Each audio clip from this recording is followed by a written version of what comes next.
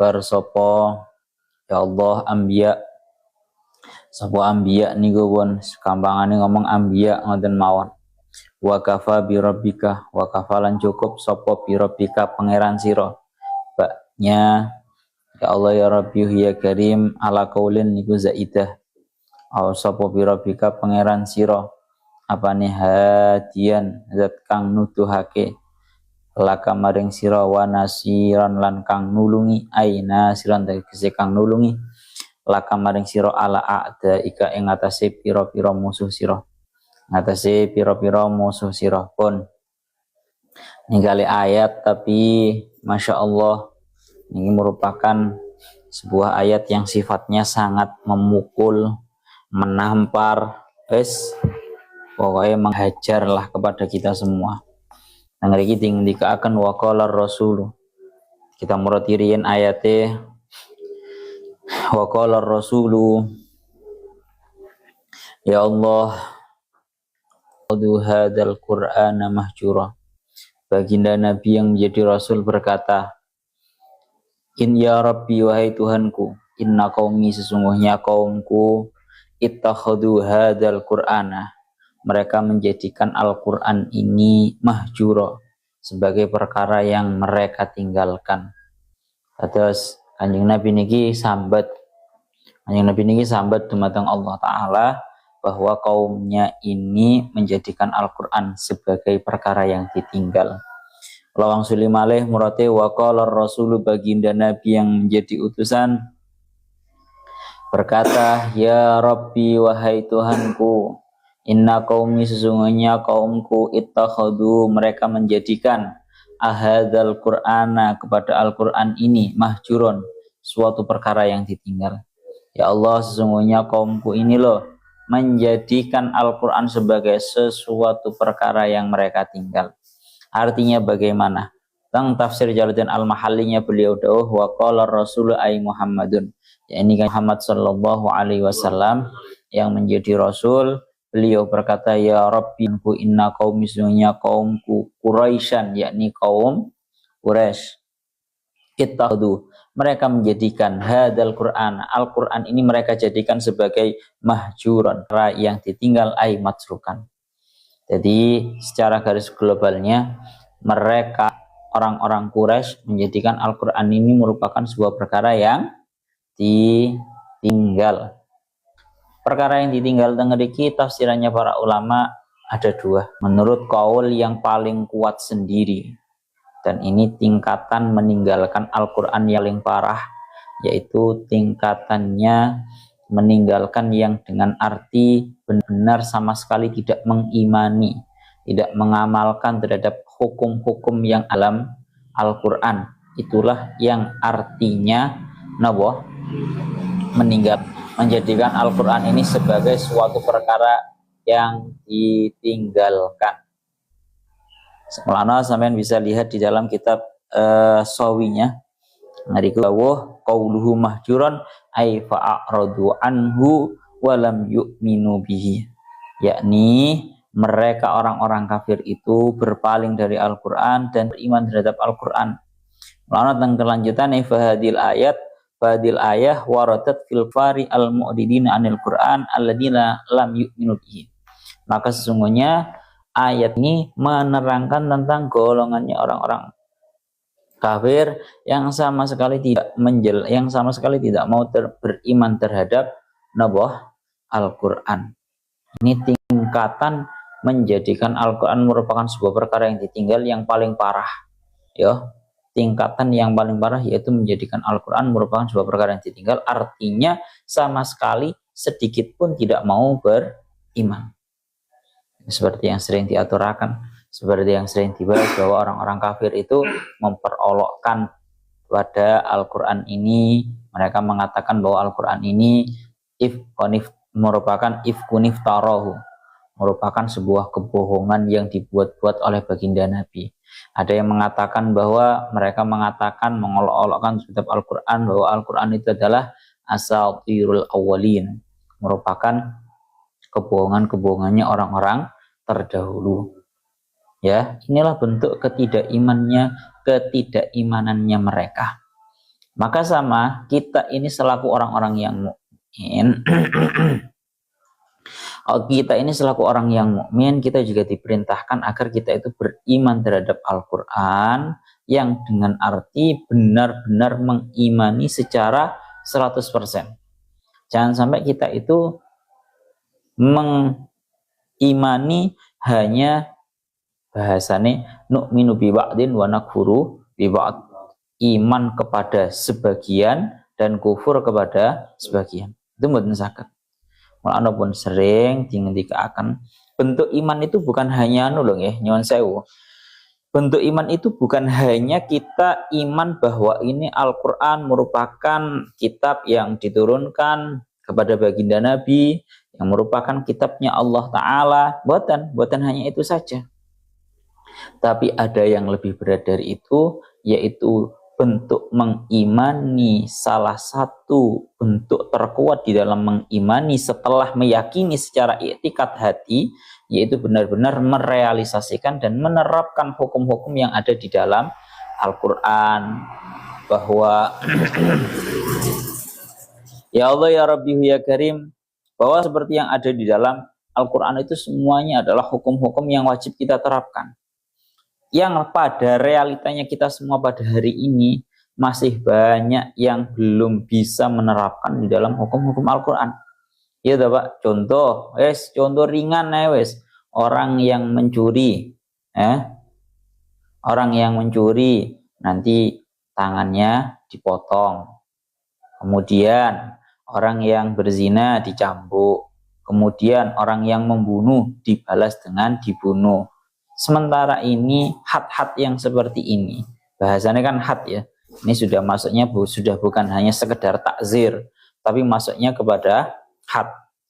Had-had yang seperti ini, hukuman-hukuman had yang seperti ini, bahkan untuk di negara kita pun juga belum diterapkan. Melano mengenai hukum negara kita yang hingga detik ini masih belum bisa menerapkan hukum-hukum Islam, ini tertera di dalam dua kitab. Kitab yang pertama yaitu dalam kitab Qurratul Ain bi Fatawi Ismail Zain. Beliau ditanyai bagaimana hukumnya negara-negara kita, yang mana negara kita itu berasaskan dengan Pancasila, yang mana Pancasila itu tentunya ya belum bisa menerapkan yang namanya hukum-hukum di dalam Al-Quran secara 100%. Jawabannya Syekh Ismail Zain, pertama beliau menjawab dengan jawaban, awakmu aja takok aku, takok ulama-ulama sing ono nang Indonesia. Pertama ada jadi beliau itu menjawab dengan dua jawaban. Jawaban yang pertama aja takok aku, takok ae nang ulama-ulama Indonesia. Yang kedua beliau menjawab bahwa siapapun yang tidak menerapkan hukum Islam dalam keadaan dia mampu, maka itu sangat bahaya. Faman lam yahkum bima anzalallahu faulaika humul, ada yang satu ayat niku faulaika humul kafirun, faulaika humul fasikun. Barang siapa yang tidak menghukumi dengan hukumnya perkara yang sudah diturunkan oleh Allah Ta'ala, niscaya mereka adalah orang-orang yang kafir. Dengan tegas beliau mengatakan seperti itu. Tapi satu sisi beliau juga mengatakan bahwa tako oai nang ulama-ulama Indonesia. Lah kebetulan dalam hal ini Mbah Maimun juga sudah mengeluarkan fatwanya. Sebut saja ini fatwa lah, dawuh atau fatwa beliau di dalam kitab Al-Ulama'ul Mujaddidun. Di dalam kitab Al-Ulama'ul Mujaddidun, Mbah Maimun dawuh bahwa negara Indonesia bukan kok tidak menerapkan terhadap hukum-hukum Islam, akan tetapi negara kita ini pada hakikatnya masih belum mampu untuk menerapkan hukum Islam. Tolong dibedakan bahwa kalau tidak menerapkan itu artinya sudah mampu namun tidak menerapkan. Maka kalau seperti ini dosa. Bahkan kalau bahasa kasar kalau sampai menghalalkan untuk tidak menerapkan hukum agama Islam itu bisa sampai kufur. Tapi negara kita ini termasuk negara yang dawuhnya Mbah Maimun dalam kitab Al Ulamaul Mujaddidun. Beliau mengarang salah satu kitab namanya kitab Al-Dun. Sampeyan bisa cari di Shopee atau mungkin di Sarang, di situ ada. Beliau dawuh, kita itu merupakan negara yang belum mampu untuk menerapkan hukum-hukum Islam sehingga tidak dihukumi berdosa. Dan beliau memberikan saran yang mana ini harus benar-benar kita terapkan untuk dalam rangka menanamkan ghirah kemburuan yang besar di dalam hati kita. Beliau dawuh, maka barang siapa yang mampu untuk menerapkan hukum-hukum agama Islam di negara kita, ayo kita usahakan. Lek bahasa kasarane ngomong ini lho, jadi bocah-bocah santri iki ayo kudu ono sing lulusan S1, S2 ya, lulusan hukum dan juga seterusnya. Tujuannya apa? Biar para santri ini juga memasuki ke parlemen-parlemen kepemerintahan. Bukan hanya menjadi MUI atau Basnesnya saja, tapi memasuki parlemen-parlemen kepemerintahan yang sifatnya pergerakan politik. Nah, yang sifatnya pergerakan politik. Sehingga dari situ nanti ketika ada para santri yang bukan nyuwun sewu, ini dengan bahasa kasar mawon, yang jadi presiden atau wakil presiden yang benar-benar jadi wakil presiden dan juga presiden, bukan hanya sekedar boneka pajangan, bahasa kasar belum ya, bahasa kasar yang ngomong ngoten. Maka dengan itu nanti benar-benar akan bisa negara ini menerapkan hukum syariat Islam. Mbah Maimun itu sampai dawuh ngeten, kalau seumpama dia itu memiliki kemampuan untuk menerapkan hukum tersebut di orang-orang yang berada di bawah kekuasaannya sekalipun bukan melalui pemerintahan, dia harus untuk melakukan hal tersebut. Contoh ya, kepada apa namanya warga kampungnya, semisal dia termasuk orang yang terpandang di warga kampungnya, seumpama ada yang namanya berzina, naudzubillah min dzalik, maka wajib untuk dicambuk. Kalau memang dari pemerintah tidak menerapkan dan kebetulan kamu adalah sosok yang mampu untuk menerapkan hukum cambuk, ya terapkan. Jadi dawuhnya Mbah Maimun ngoten, setiap orang yang memiliki kemampuan untuk menerapkan hukum-hukum syariat Islam di lingkupan sekecil apapun yang berada di bawahnya, hendaknya dia melakukan. Cuma yang dawuh yang paling penting yaitu tadi ya. Jadi awak dhewe iki selaku santri ya kudu mempersiapkan santri yang ikut berpolitik yang tujuannya tidak lain tidak bukan agar parlemen pemerintah ini tidak hanya dikendalikan oleh orang-orang yang tanda kutipnya naudzubillah min dzalik atau bahkan orang Islam tapi liberal, tidak pernah sholat ya, sehingga Islam kalah. Mulane kula pun bolak-balik matur cah. Kula niku pun bolak-balik matur iki iling-iling tenanan.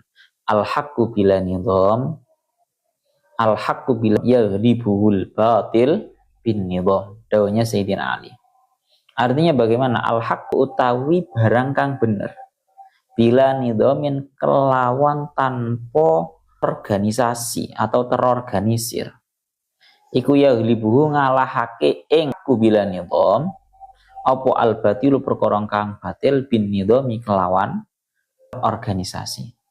Jadi sebuah kebenaran yang tidak terorganisir itu kalahkan oleh sebuah kebatilan yang terorganisir. Kamu jangan, ya Allah ya Rabbi ya Karim, kamu jangan mengira bahwa bahasane wong-wong ini bahasanya mereka mencoba untuk menggembosi untuk membela agama Islam. Banyak kan orang-orang yang menyerukan, ayo bagaimana caranya kita ini memiliki semangat untuk membela agama Islam. Sementara orang-orang liberal mereka berteriak bahwa Gusti Allah kok mbok bela. Loh, salah gue. Kita ojo disalahpahami awak dhewe bela Gusti Allah, yang mana Gusti Allah itu butuh kepada pertolongan kita, salah.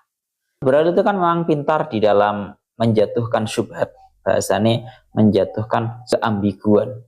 Wong sing asale memiliki semangat untuk berjuang, ya memperjuangkan agama Islam, gara-gara orang liberal mereka melemparkan sebuah syubhat atau keambiguan, kalau tidak dilandasi ilmu ya pasti akan terpengaruh. Oh iya, nyapa ya awake dadak bela pangeran, bela Gusti Allah gak butuh dibela. Itu namanya ucapan yang benar tapi disalah gunakan. Sehingga dijawab bahwa begini, kalau ada orang yang mengatakan bahwa Gusti Allah gak butuh dibela, anjen bener Gusti Allah gak butuh dibela. Tapi kitalah yang butuh untuk menjadi pembela Islam. Bisa dibedakan ya. Kalau Gusti Allah ora butuh. Ya kaya ora butuh Gusti Allah nang ibadah awak dhewe gitu. Tapi awak dhewe sing butuh nyembah nang Gusti Allah. Gusti Allah ora butuh dibela, tapi awak dhewe butuh belani agamane awak dhewe. Ana dawuh teng Qur'ane ing tansurullaha yansur lakum. Kalau kalian semua itu menolong terhadap Allah Ta'ala, niscaya Allah Ta'ala akan menolong terhadap kalian semua.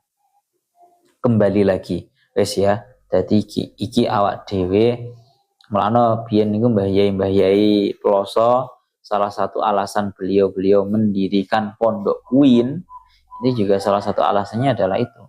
Biar ada daripada para santri yang nanti menduduki kepemerintahan. Loh nggih. Orang kalau di dalam hatinya tidak memiliki ilmu yang kuat, ya aduh, ngono kae lah Pak. Ya nyuwun sewu awake dengan bahasa kasar, bahkan anak-anak pesantren yang sudah menduduki kepemerintahan saja banyak yang tumbang. Bahasa kasar yang ngomong ngoten. Entah itu tumbangnya gara-gara ya bahasane kepencut ambil duit, kan akeh toh, sehingga akhirnya melakukan ini bla bla bla bla. Mana loh? Mana yang pemerintahan arek banyak dari kalangan kiai, anak pesantren seperti yang diceritakan oleh Gus Jajuk dari Gus Kausar ketika beliau masuk ke salah satu parlemen.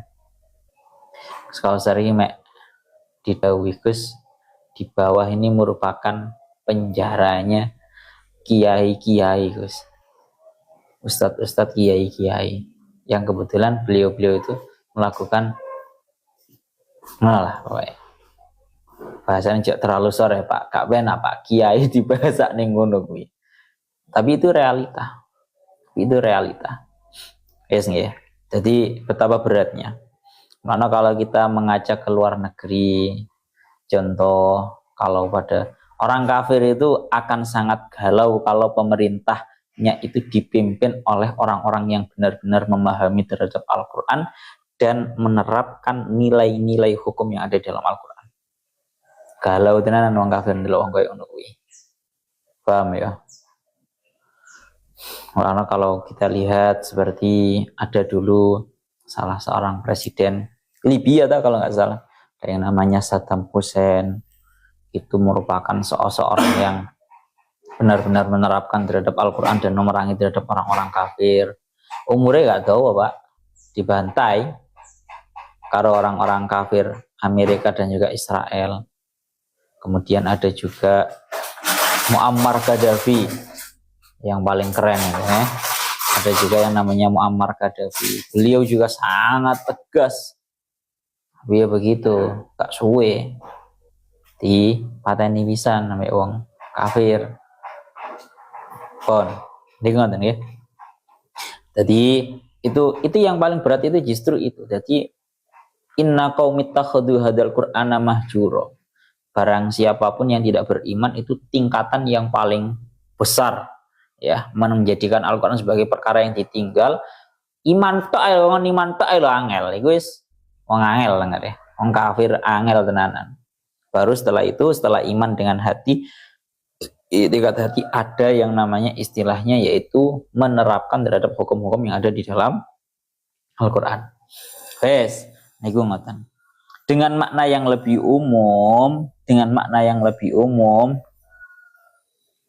seperti yang sering diingendikaken kalian Habib Umar, teng anu riyen mon nggih, teng kitab Sawine dhisik kunae dilanjutaken. La fi man hafidhahu minal mu'minina summa nasiyahu. Ayat ini tidak sedang menerangkan tentang orang yang menghafal Al-Qur'an dari para mukminin kemudian dia lupa. Wa in kana yu'atabu alaihi fil akhirah, walaupun dia pada hakikatnya bahkan orang-orang yang akan disiksa besok di akhirat. Gampangane ngomong ngaten lho, setiap ayat itu kan memiliki sasarannya masing-masing. Paham ora? Setiap itu memiliki sasarannya masing-masing. Jadi ayat ini menurut versinya Syekh As-Sawi artinya harus cuma diarahkan kepada orang-orang mau beriman terhadap Al-Qur'an. Wes titik. Tidak boleh artinya dibawakan ke orang-orang yang menghafal Al-Qur'an kemudian lalai. Cara bahasa kasaran ngomong kan, kalau secara globalnya mestinya kan masuk. Ya kan? Menjadikan Al-Qur'an sebagai perkara yang ditinggalkan. Berarti kan mestinya secara global masuknya terhadap orang-orang yang dulunya pernah hafal Al-Qur'an kemudian dia lupa. Tapi dengar iki tinggalkan enggak masuk di dalam. Karena nopo? Ya walaupun orang yang pernah dia lupa itu termasuk pekerjaan yang menyebabkan mereka itu disiksa di dalam neraka. Nah, sedikit saya bahaskan bahwa bagaimana hukumnya lupa Al-Qur'an yang dulu pernah kita hafalkan. Nah, kowe biyen cilik lah hafal juz amma. Akeh-akeh kan awak dhewe to, Pak, hafal juz amma. Ada yang bahkan sudah hafal 30 juz tapi ora diopeni akhirnya lali. Itu hukumnya bagaimana? Dawuhnya para ulama, kalau dari jumhurul ulama mengatakan itu merupakan hal yang dosa. Itu merupakan hal yang dosa. Batasan lupa yang menyebabkan dosa itu menurut para ulama ya lali yang artinya dulu hafal sekarang nggak hafal.